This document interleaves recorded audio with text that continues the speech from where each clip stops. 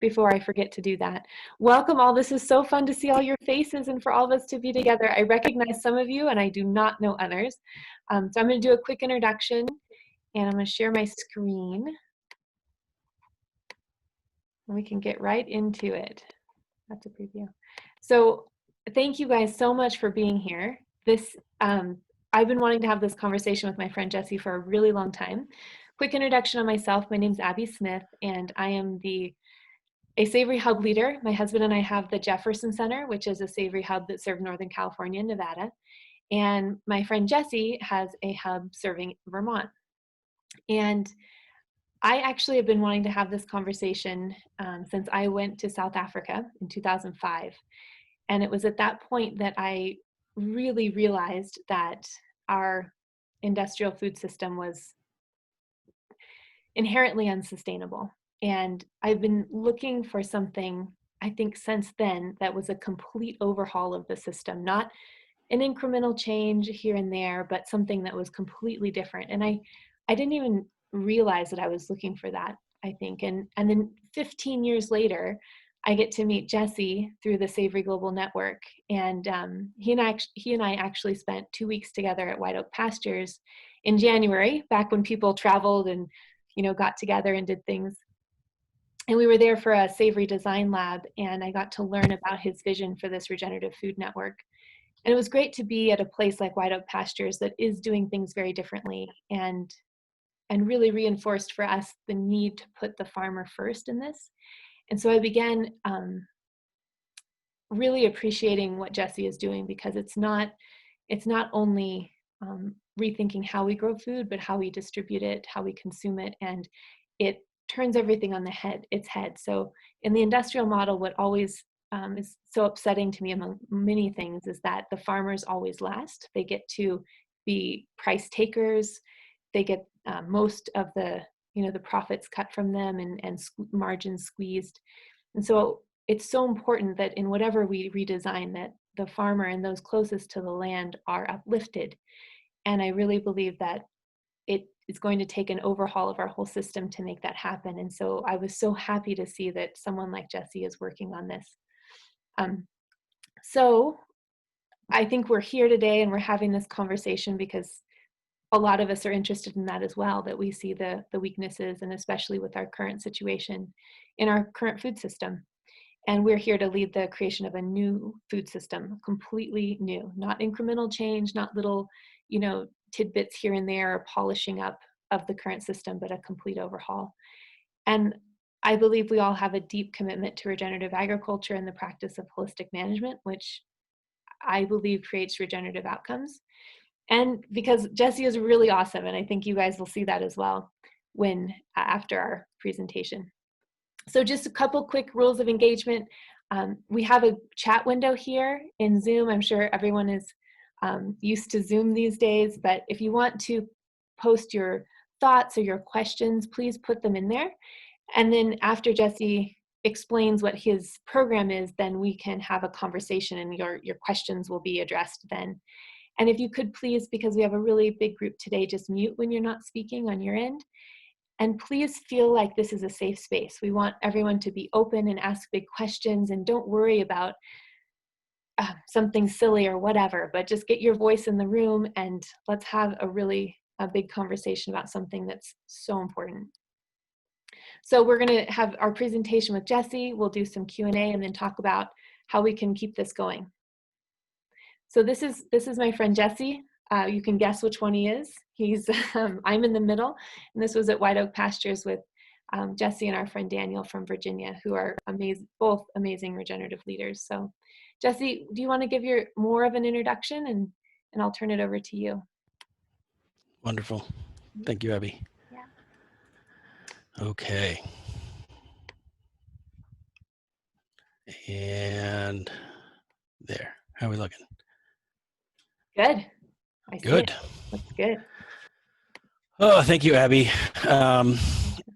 For those of you who don't know, who came here by way of some other route, the Jefferson Center is a fantastic resource. I suggest you all check it out. Abbey and Spencer and the work they've been doing there to, in holistic management and to move the movement forward have really been an inspiration to me and to my wife, Callie, and to be here presenting this under your banner, Abbey, is really an honor. So thank you for inviting me. Thank you. And also I just want to thank everybody who showed up. We have, 82 I see in the room, and it's growing, and I'm just so thrilled that you all showed up. I know how, especially in times like this, it's so much easier to not show up than to show up. And so it is the people who take the time to show up and bring energy and bring work and inspiration that are really working on behalf of the planet and on behalf of our fellow creatures. And as one of those fellow creatures, I'm appreciative. So thank you all for showing up.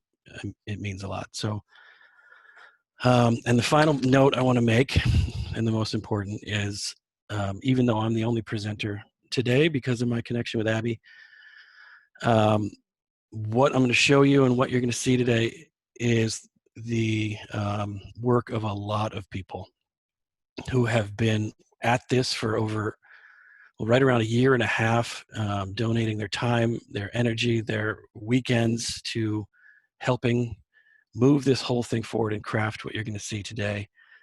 And I'm just immensely grateful to the people from across the region who have banded together over the last year and a half to rebuild the regional food system. All right. This is the movement of the moment, as all of you understand. Otherwise, you wouldn't be here.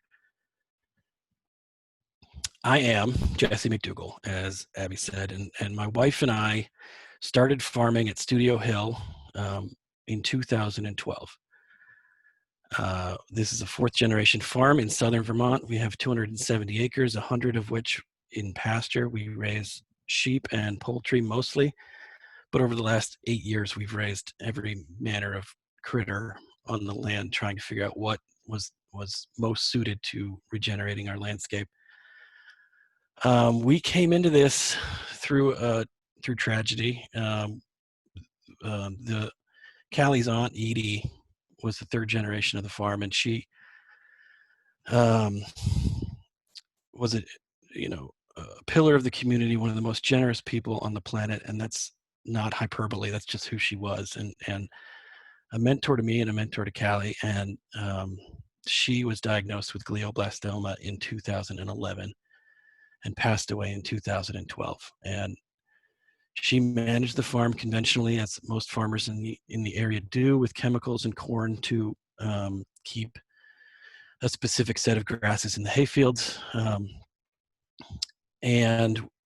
When Callie and I fell into managing the place, first decision we made was to stop spraying anything on the land, because we were so scared about the possible connection between the chemicals and the cancer that we watched take Edie from us. And the lush green farm that had been lush and green for 40 years, and before that, 80 years in the family. The next spring was not lush and green. We had rolling hills that looked more like gravel pits, and we were terrified that we'd made a giant mistake, and we're the generation that was going to lose our way and mess up for future generations. And it wasn't until later that we learned more about this that we realized that what we'd done had, by removing the crutch of chemicals in the ecosystem, we had revealed the devastation in the ecosystem. We hadn't created the devastation in the ecosystem, and that started our path down regenerative agriculture and down toward regenerative agriculture. So we've been practicing and experimenting and using holistic management with livestock since that time, starting small with chickens and getting to where we're now have a sizable flock of sheep and thousands of chickens and such every year. But we've been able to regenerate the 100 acres of our pasture, and we're now pushing into the woods for some silvopasture grazing to try to restart the cycles of nature in the woods as well. Everything has come back on our land, from the soil biology to the bugs, beetles, worms, foxes, and on up the life chain. And actually, this is, if you're interested, you can go to my wife's Instagram, just look it up to see this. But a few weeks ago, we came across, or our cat Bumble came across, a snake in the grass, and we have a lot of garter snakes around, so we assumed that's what it was. And upon closer inspection, and in retrospect, much too close inspection, we discovered it was a timber rattler in our fields, which is not only incredibly rare, it's an endangered species. And that was I regard that as a lifetime achievement award, to create an environment where endangered species are returning and finding habitat. And that's that kind of work, that kind of direct ecosystem restoration work, where you can get up and take direct action every day to sequester carbon, to increase biodiversity, has been in the honor of a lifetime. And let me work my slides here. There. And it became very clear to us at that point that a lot of the problems we were seeing in our area, soil degradation, the creation of nutritional food deserts and just food access deserts, loss of jobs, all tied back into this soil. I mean, the wealth of a rural area is in its ability to produce from the land. And across the region, we were degrading our ability to produce from the land, which we had seen on this farm, and through holistic management and the livestock on our particular piece of land, we were able to regenerate natural resources, regenerate the natural cycles of the land, and start building these environments and rebuilding the wealth of the area. And so we knew then that this needed to start happening across the region, everywhere that it could. And that's when we reached out to the Savory people to see how we could help. And we're just so blessed to be working with them today. The problem, as you all know, is pretty dire. It was dire before coronavirus, and it is even more so now. But we've been losing 1,000 family farms in our region, which I'm defining for the Regenerative Food Network as upstate New York. No, the state of New York and New England, the 6 states in New England. We're losing 1,000 farms a year of all stripes due to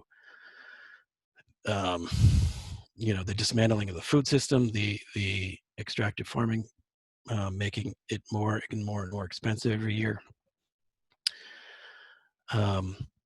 So we knew something had to happen, and that realization started my career as a guy with big ideas and a loud mouth, essentially. So one day I was running my mouth in a library, and a guy who was able to do big things, I caught his ear, and it just turned out that it coincided with a time in history when we needed to do big things. So Regenerative Food Network was born, and I'm so grateful for that moment in time and that happening. So the core of the Regenerative Food Network we're building is the uncreatively named Regenerative Food Network Incorporated. And that is a combination of 3 companies: Studio Hill, that's our family farm and Savory Hub; Ambata Capital, which is a investment capital company headed by Michael and Kyle Phillip, and they've been for years working in renewable energy projects around the globe. Michael's the guy I met in the library, or he wasn't at the library, was it? It was a bookstore. Close enough. And Grassroots Solar is a local solar installation company and battery company, and we teamed up to form Regenerative Food Network Inc. And since then, the network has grown. We're very lucky that it has, to include great producers and great farmers like the Larson Dairy Farm and Rich and Cynthia, and Naga Bakehouse and Doug and Julie. And beyond that, too, we have tremendous support and a great wind at our backs from the town of Bennington, Bennington College, Green Mountain College, our hospital, our Vermont's local food hubs, and a whole bunch of other organizations and people. And so we're really grateful that everybody has kind of stepped in to help shape and move this forward. It truly is a regional effort to rebuild the regional food system. And the role of RFN, you'll hear me call it Regenerative Food Network, RFN, is to be a infrastructure and farmer investment company. So our goal is to amplify the great work that's already going on across the food system in every sector, with financing, with help, and then to identify and fill in the infrastructure gaps that have been left due to decades of decay, dismantling, centralization of the food system, where you leave farmers having to drive 6 hours 4 times just to get their food to be saleable legally, meaning they could do it legally, but they can't do it profitably. And that was one of the hurdles we've run into in this area. Is just everything has been moving out of this area for decades. And so RFN is identifying these projects and starting to build these projects to make farming easier and more profitable throughout the region.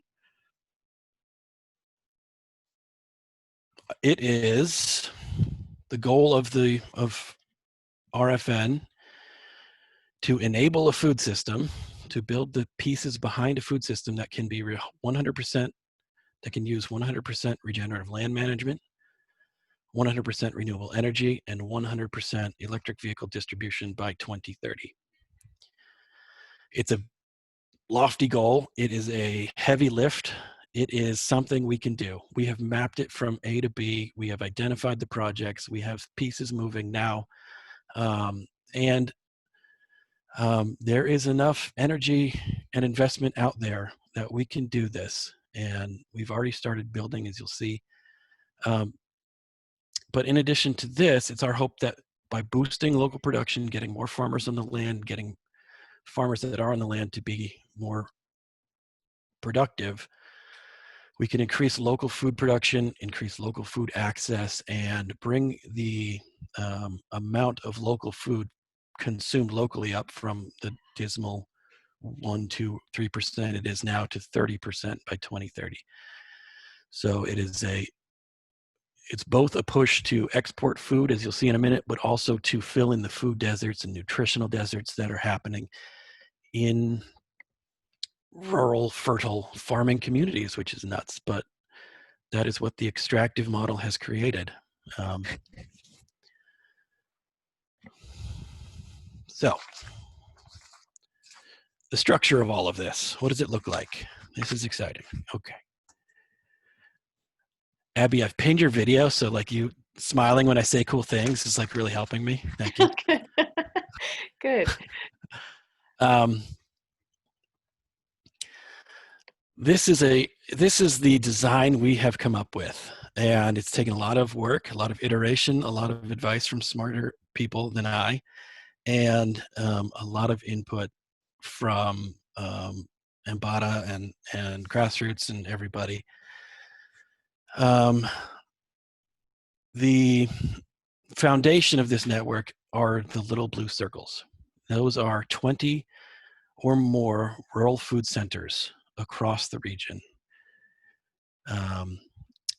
Each of those will house, where appropriate, and will place these in communities, rural farming communities that want them. They will have some combination or all of the following: a USDA meat and poultry facility, organic, non-polluting tanneries, creameries, egg grading, grain mills, certified kitchen, and visitor centers. The idea with these is they are aggregation points where farmers can farm and not have to drive 6 hours to get the infrastructure and support that they need.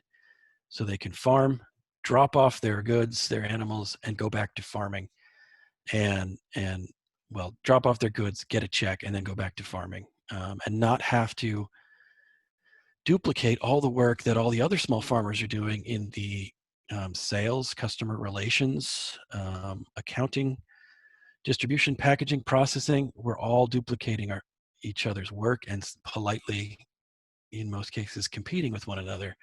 This kind of flips that on its head and creates a collaborative model where we are all working together through one collaborative system to deliver food into this system that goes out to the local community, but also travels down these white lines, these trucking routes, through our electric truck fleet to the 6 urban distribution centers. And in these urban distribution centers, we're going to have storage, certified kitchens, internet fulfillment centers, and distribution to restaurants and food trucks and such. The idea there is that we get food from the farmer to the eater with as few middlemen as possible, so that when the money comes home, that dollar is as intact as it can be when we hand it to the farmer. The goal of this is to hand farmers checks that are as heavy as possible, right? So we're trying to eliminate the inefficiencies in the system and the middlemen, and trying to get the food from the farmer to the first and second highest paying markets, which is in the urban areas, to direct to consumer number 1 and direct to chef number 2. We're not messing with grocery stores, distribution chains, wholesalers, right to the people who need it, and can pay for it. And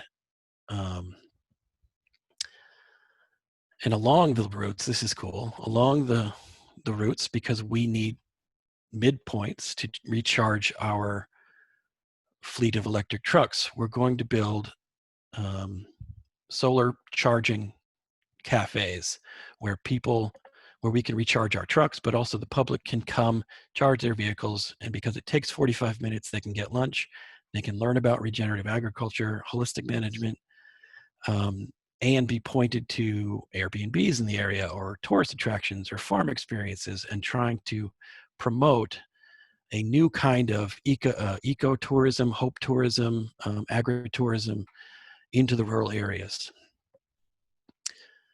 It is our hope that this system, once it's running, reverses combats the Walmart effect of, small town, people in small towns passing a dollar in a circle until somebody spends it at Walmart and it goes right out of town on a truck. We're hoping to get food exported, high quality food exported to these urban centers, and then bring money home on the trucks to pass out to the farmers, to pass out to local food producers, so that we can create not just livable wages for farmers, but comfortable wages for farmers where they can create more jobs on the land.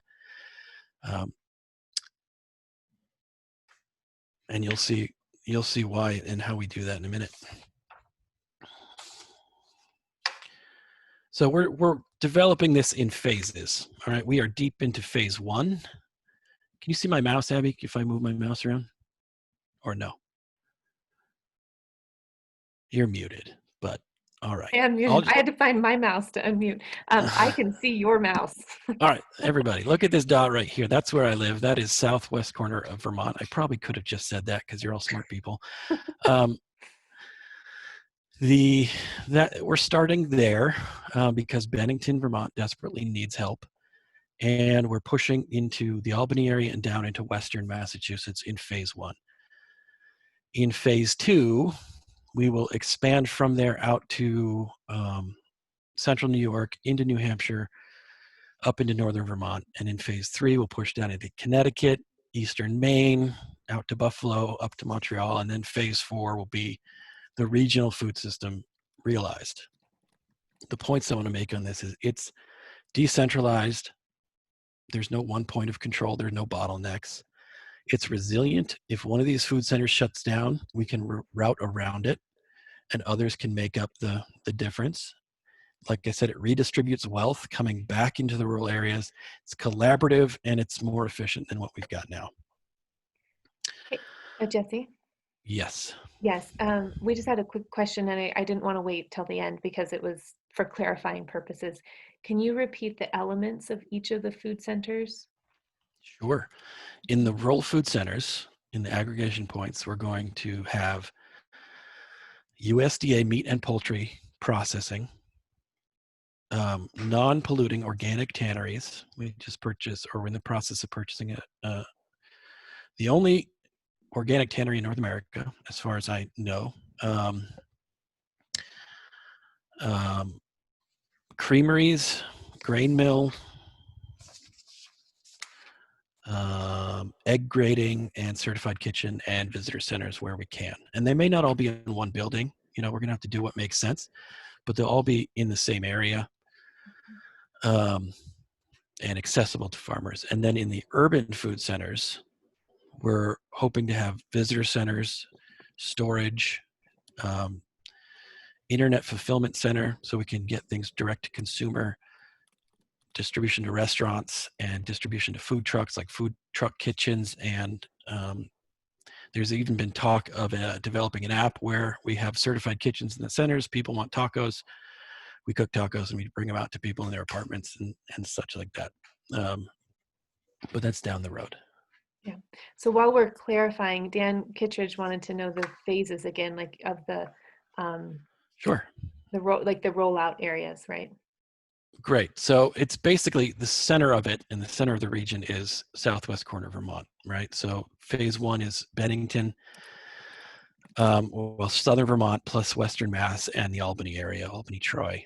Then from that, we'll go out to the next ring of central Mass, New Hampshire, and deeper into northern Vermont. And then from there, just if you picture it as concentric circles, that's how we're picturing our phases, pushing out until we finally get to Montreal, northern Maine, and Buffalo. You know, everything from Bangor to Buffalo. Thank you. Yeah. Sure. So the approach. All right. That's the structure. Now the strategy. Great. While we are called the Regenerative Food Network, it should be made very clear we want to work with all farmers of all stripes. We understand there will be no regenerative farms in our region if there are no farms in our region. And every farmer is in peril. Every farmer is hurting. No matter what style or convention they have, this food system is not working for producers and it's not working for eaters. And we're working to change that. So what we're trying to do is build the economic bridge, an ecological bridge that gets farmers of all stripes into a system that allows them to begin regenerating their land. And so we're building economic incentives to do that, and we're building the infrastructure allowing people to do that, and we're offering financing to help bridge the economic pitfalls of doing that. And I'll walk you through like the meat business now, just to show you how we're thinking of that. But this applies not just to the meat thing I'm going to talk to you about, but grains, dairy, staple foods, vegetables, and so on. All the different verticals we're trying to build out. So, but in the meat thing, in the meat,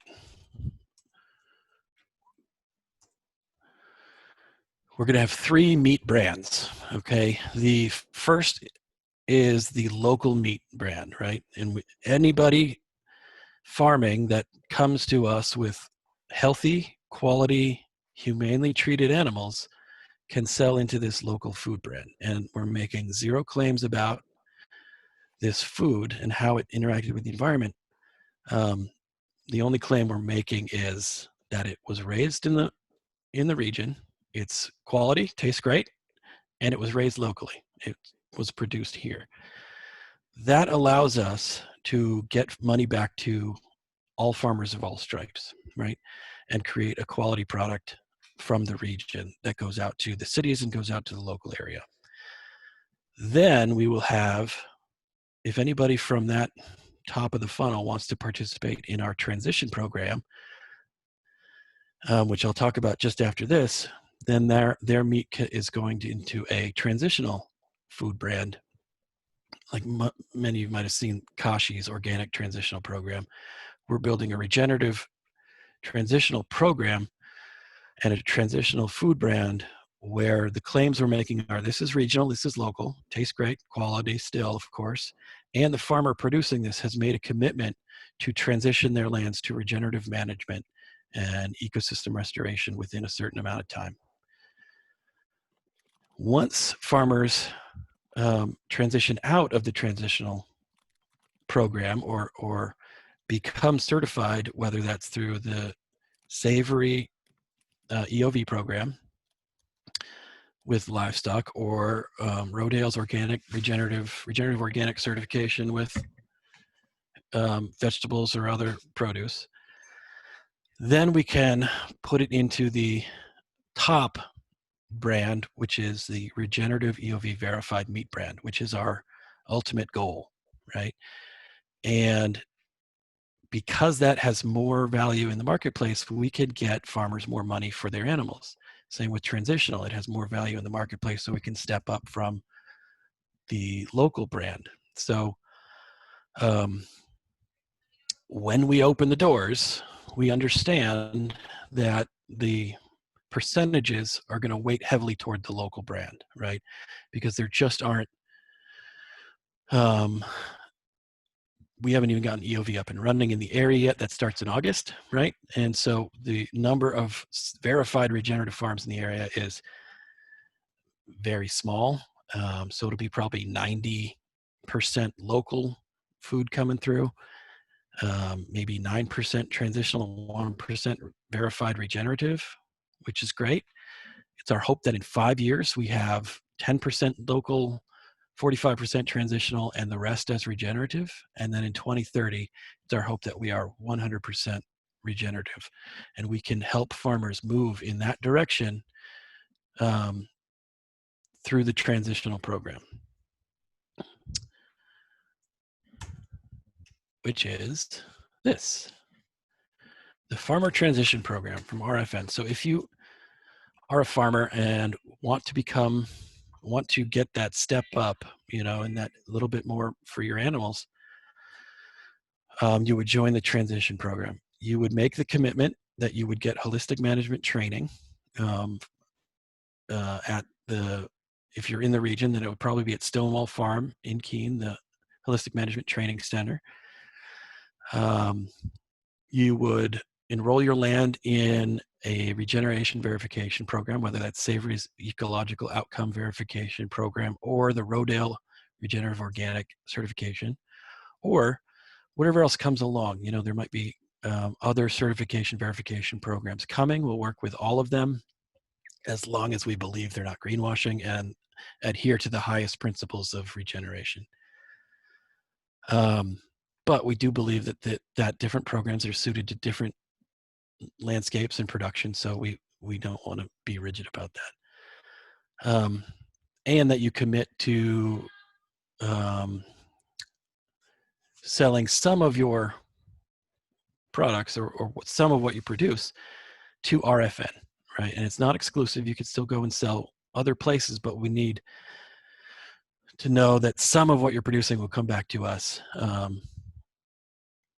because we will when you're in the farm transition program, we will be funding your training, we'll be funding your EOV participation, and we are opening up farmer investment to you, because if you're committed to regenerating and transition to regenerative management, then we need you to get bigger. We need you to get uh, um, to expand your operation. So we would help you with financing to add farm enterprises or to boost farm enterprises. So if your barn needs to be 50% bigger, we could talk to you about that. If you want to cut energy prices by putting panels on your farm, we could talk to you about that. If you want to start a whole new poultry operation, we can help you with that. And if you want to start a new farm, say you haven't farmed before, you want to start a new farm, then we can help you with that.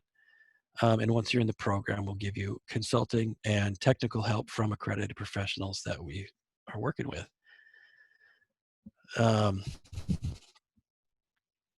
And the part about this transition program I'm most excited about, and I've had the most fun putting together, are the finance starter packages. These are designed for farmers who are looking to add an enterprise, or new farmers who are looking to start farming. Let's say you come to us and say, listen, I want to farm and I don't have land and I don't have anything. How do I get involved with RFN? Well, we would say to you, well, we have land. We could find you land. We're working with landowners through the region who may not want to farm, but want their land regenerated. That's second homeowners, it's universities, it's utility companies.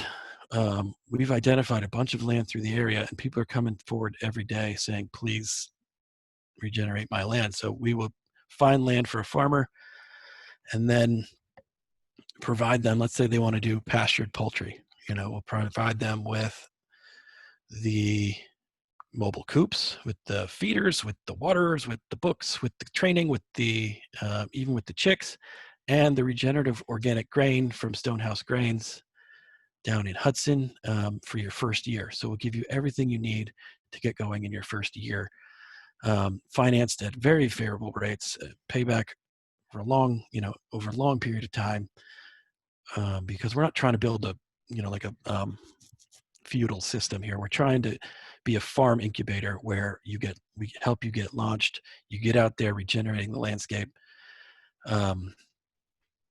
and land on sure footing, and can use all the RFN infrastructure to make sure you have a viable enterprise. But we have packages like that for sheep, poultry, beef, in the meat vertical, and then other things for other verticals that we're doing.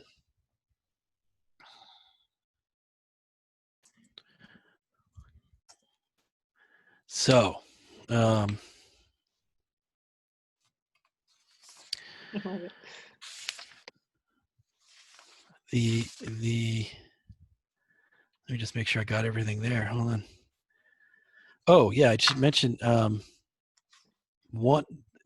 amount of power. I'll just go back for a second. The amount of power we can produce through the panels on our food centers and on the cafes is not enough to power what we're going to need if this whole system's running. So we are actively looking for land on which and buildings on which we can put panels. And if it's in a field, we're designing systems that obviously can pair well with livestock, to build solar grazing operations around. And so it often is actually led by the solar project, because finding financing for that right now is pretty easy, because it's tangible assets, it has immediate revenue stream. And then we come in with we could place farmers under those panels with their own enterprises that we've helped them start, to get to take land from what may have just been brush hogged acreage to producing power, producing lamb, chicken, turkey, honey, all of these things, and power. So So Jesse, I just wanted to clarify, sorry. So with the solar grazing projects, what there would be solar panels put up on land, and then the animals would graze underneath it. Is that what you're describing? That's right. We're not looking to take any land out of production. We're actually trying to double, triple the productivity of the land while building soil, while building biodiversity, while doing all those things under the panels. So on the day when the panels came out, what you would have is Mm, wildly fertile ground, not industrialized ground. right. But putting panels in a field is a great opportunity for grazers to get started. Mhm. Land Absolutely. that would otherwise be mowed or sprayed can be grazed to much more benefit. Absolutely. You know that. Yeah. Um, so um, we've been lucky that in that we've been working on this already for a long time.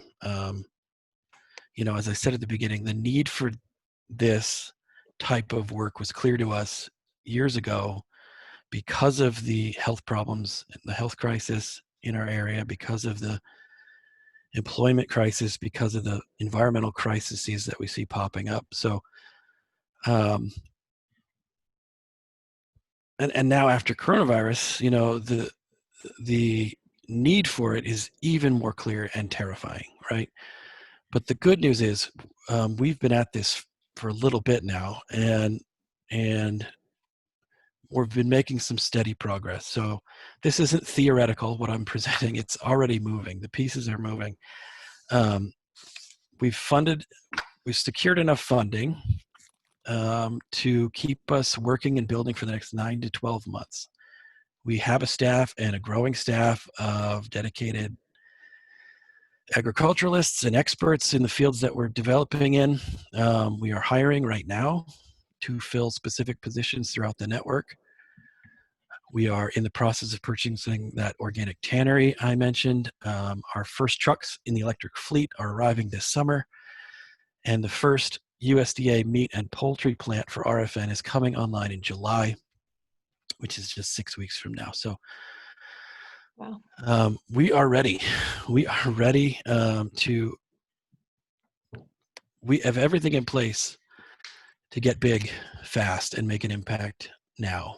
And very proud of all the work that's been done and where we are at this point in time. And it just seems like the right place at the right time through for which I get no credit.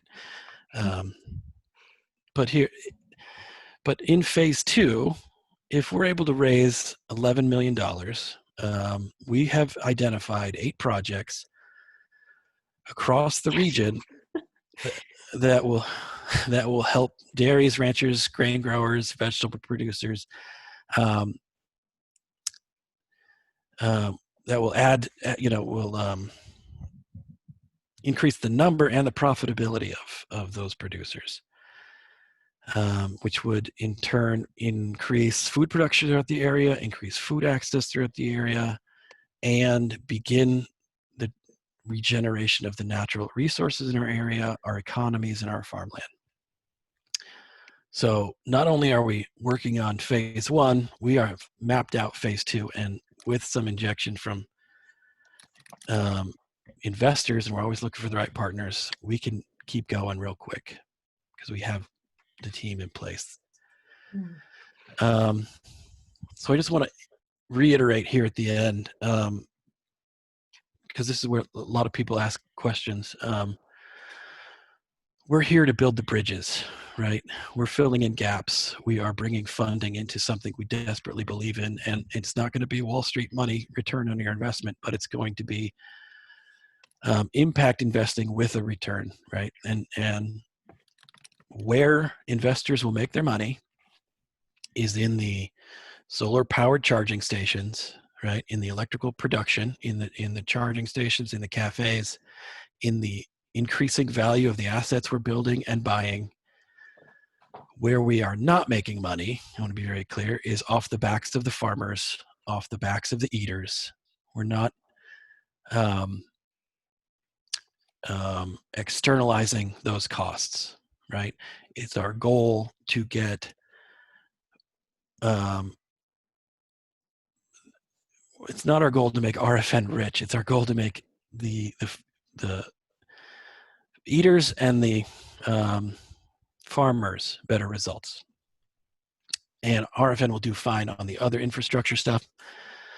But it's like we're an investment company in the renewable energy space and the infrastructure space. And oh yeah, we're going to do the food system too, because it desperately needs to be done. But from the investor point of view, it's still kind of under the radar because food margins are always so slim. But we're trying to correct that. And we don't want to own the food system. We want to enable the food system. So this is a decentralized system where local control stays in local regions, right? We are just building bridges, as I said. And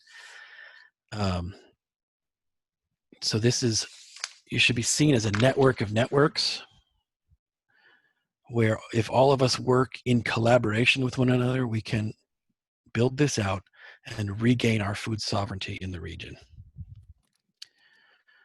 And by the way, once we build it out here in the Northeast, where we want to prove the model, we could take it to the Southeast, we could take it to the Northwest, or we can,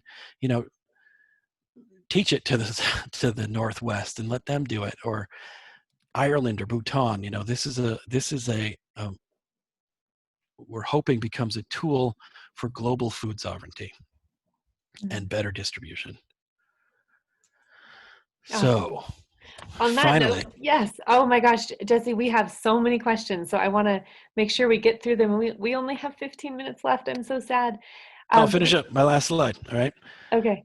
All right. If you have land that needs regenerating, you're a landowner, call us. If you have a farm and you want to work with RFN, or you want to start a farm, call us. And if you're looking to invest with something that is moving now and will have an immediate impact, call us. And that link at the bottom is where you can do that. Just contact us through that link, and we'll get your name, number, and reach out to you as soon as we can. And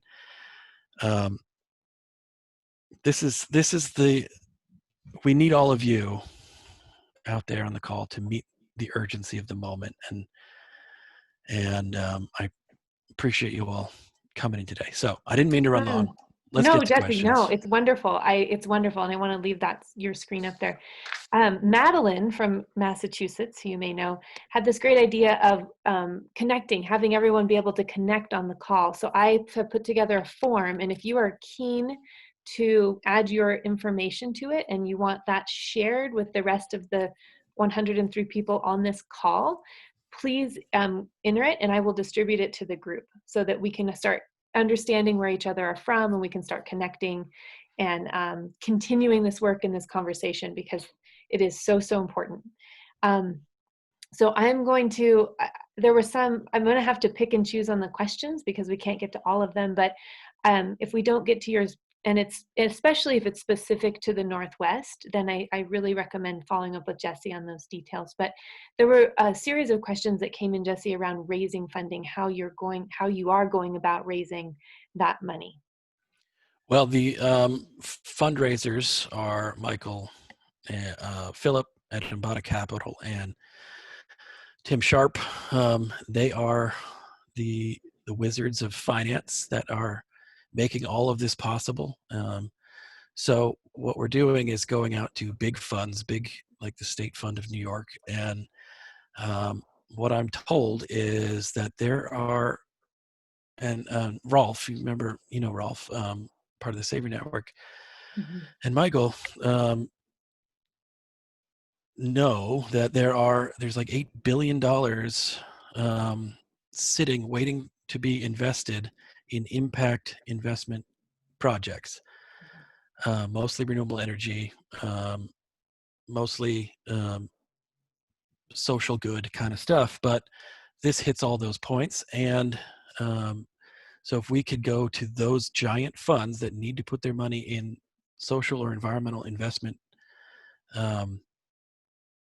we have measurable, concrete, tangible results that they can invest in. And Um, so that's strategy number one. Mm, awesome. Awesome. And then there was a question about the RFN brand. Will it be a cooperative eventually? What's going to happen there we're building companies underneath the Regenerative Food Network umbrella, right? And in the meat brand, it will be not necessarily cooperative, but the profits made there will go back to farmers and fund these projects of reinvesting in farmland and farmers and such like that. Or it might go back to the producers at a percentage. We haven't quite worked that out. It's our intention and has been from the very beginning that um, this that we build the mechanisms to get as much money back to the farmers and farmland and rural economies as we can. Awesome. And then there's a question about the size and scale. You said you wanted to help them grow, help them increase their production. And Yeah. then, so they said, David asked, why is the push to increase the size and scale? What if a farm doesn't want to scale? Well, they don't have to. They don't have to scale up if they want to be. We'll work with farmers of all size. Absolutely. I'm on a small farm. I like it as a small farm. I don't want to um, have 10,000 sheep running around my farm. So I understand, but I could double in size and still be a small farm and would love help doing that, but if anybody, so when I say scale up, I guess I'm thinking about New England scale, not thinking about Midwest scale. But if there is actually when there is a system farmers can sell into that makes them money and they're regenerating landscapes, I don't see why they wouldn't want to have more beneficial ecological impact and make more profits. Mhm. It's just a time issue, but it's up to each farmer. If they want to, we're there for them. Cool. Great. And then there was a question about food deserts in inner cities and small towns. How does this address that? Great question. And I should have said the um, urban food distribution centers will be looking at that issue as well. Just as we're doing here in the rural economies, we're going to do that as much as we can in urban economies. But as we are not operating in an urban economy right now, we don't have the plans in place to do that. And as soon as we build our first urban distribution center, that will be one of the top priorities is working with the communities and organizations there to make sure that happens. Mhm. Wonderful. Um, let's see. So it's a timely question. It says, how much of your progress of phase one and possibly the start of phase two has been stunted because of COVID-19? Have you been able to support local communities to help people during this challenging time?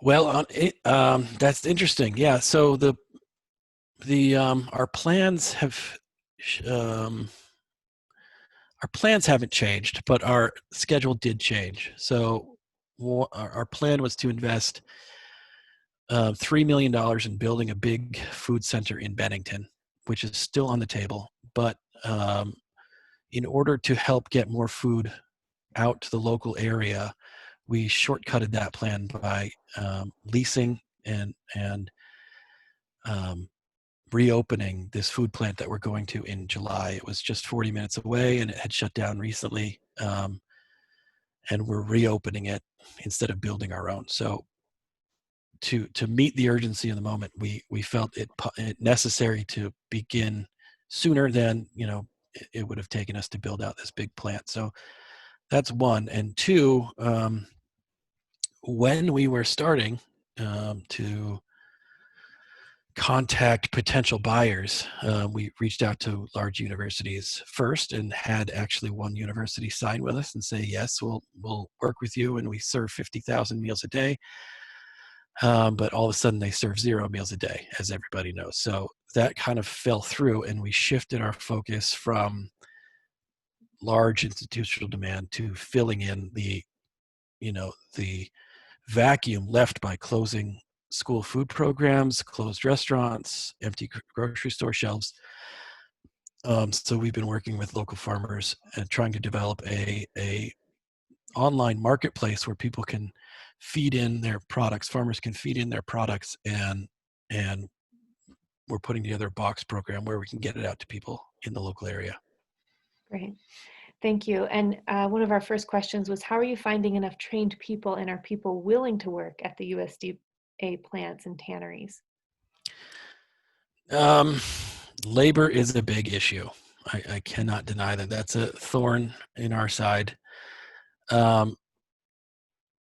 Having said that, though, we are contacted at Studio Hill weekly, sometimes more often than that, by people who want to come and work in this movement, which gives us tremendous energy.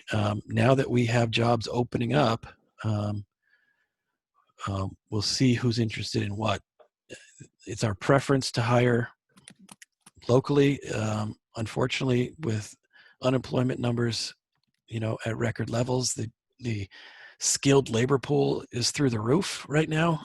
So we are having people reach out to us that just got laid off or don't want to be on unemployment and all that. And finally, one thing we're trying to do is de-villainize the craftsmanship of small agriculture, right? So when we build this facility in Bennington, we're going to build it out to be a place where people want to come and work. So it's not going to look like what you would picture as a meat plant, right? It's going to be a big, bright building where people can come, see your work, and celebrate the craftsmanship of butchery, the craftsmanship of tanning, the craftsmanship of food production again. And we can bring it up out of the shadows and celebrate the people who have these skills, and hopefully train more people to have these skills.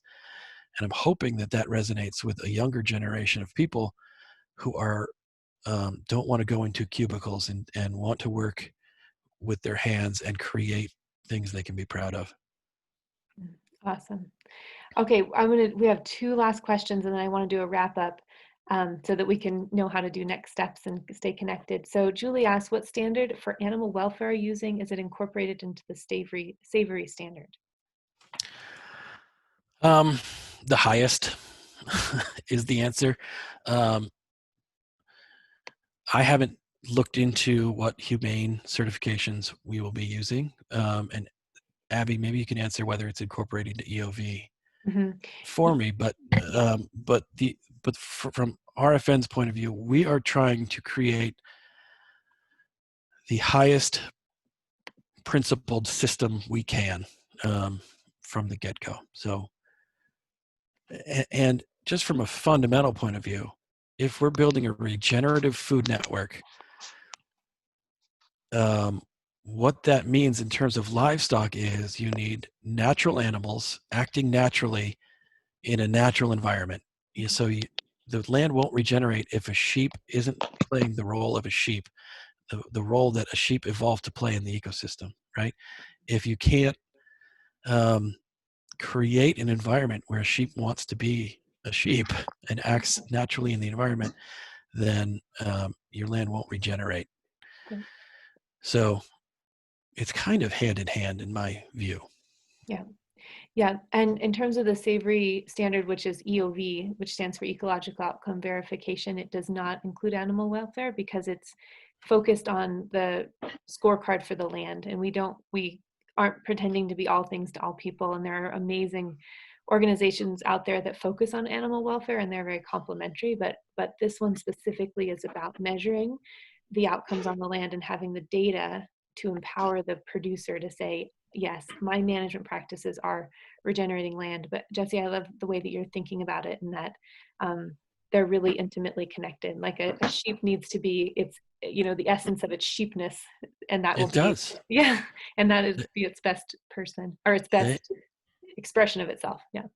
they all arose mutually, and you can't, meaning the grass and the grazer, and the grass has to fill a role and the grazer has to fill a natural role. And that's the best thing for the sheep and the grass. And that's how I view it. Totally. Oh my gosh, we're out of time. It's at the top of the hour. So I'm going to save the chat, and there's been a request to send the chat out to everyone. So I will do that. And those are the ones that are shared publicly. Jesse, if you stop sharing your screen, I'll share mine, and we can Look at us, we're so fancy here with our sharing. So I just wanted to share our contact information so that you can reach out to both Jesse and I if you'd like to in the future. And I will be sending this recording out to everyone who's registered for the webinar today. And I will also send the contact information if you wanted to contribute your contact information, name, email address, location, your interest, then that will be distributed to the group as well in an email. So I just want to say thank you so much to Jesse for this and for everything that you're doing. It's an inspiration, it's energizing, and thank you all for being here today. Have a Thank you, wonderful rest of Abby. your day. Yeah, thank you. I appreciate Thanks, it. everyone. It's great to be with you. All right. Thanks, Jesse. Thank you all. Thanks, Ed. Michael. Bye.